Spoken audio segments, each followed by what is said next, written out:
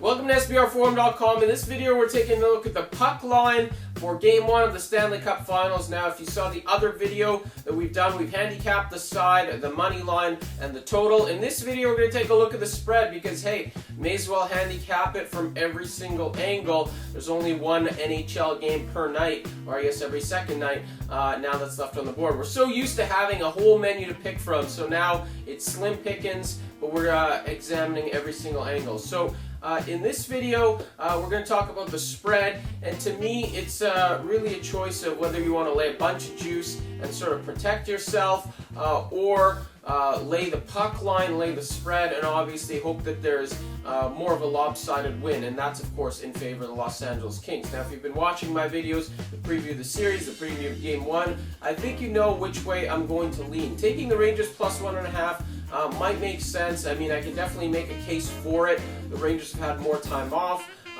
They played one less playoff game so far than the Los Angeles Kings, but obviously that one playoff game is significant because it was in the last series. That means they've been off for nearly a week. Their conference final went 6 games instead of 7. As for the Kings, 3 straight 7-game series might be a bit of a letdown for them going to face the Rangers. For the first time this postseason, the Kings now have home ice advantage. They're playing a team that they're favored to beat, opposed to, not expected to beat. Obviously facing the Sharks, they were given a shot, but they were a dog because they started on the road.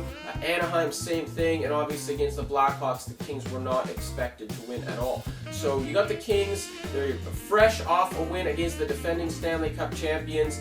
It's an impressive win. It's a team that gave them some demons, a team that they couldn't beat last year in the conference final. They had to go on the road, Game 7, overtime, they pulled it out, and now they play sort of not a meaningless game, but there's not as much pizzazz to this game and excitement as there was to the last one. So there could be a little bit of a letdown factor, but hey, it is still the Stanley Cup Finals. This is still a very, very, very experienced Los Angeles Kings team. Yes, the Rangers have rest, but the Kings have had a pretty good time to rest as well. What are we talking about? 3 days rest or so is pretty good for them too.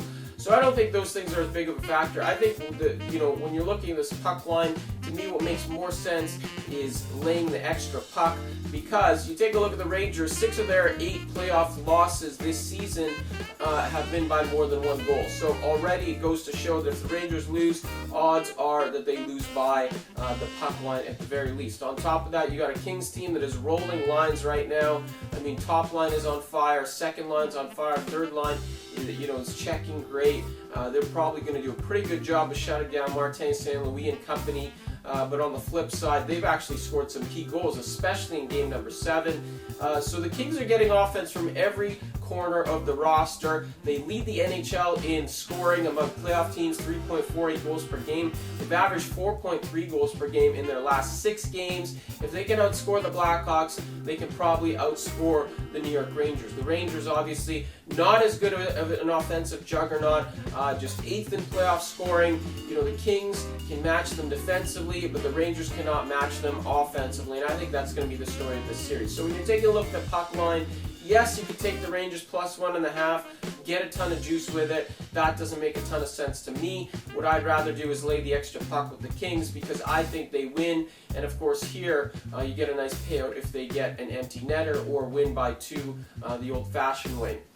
Thanks for watching this video right here on SBRforum.com. We'll talk to you again soon.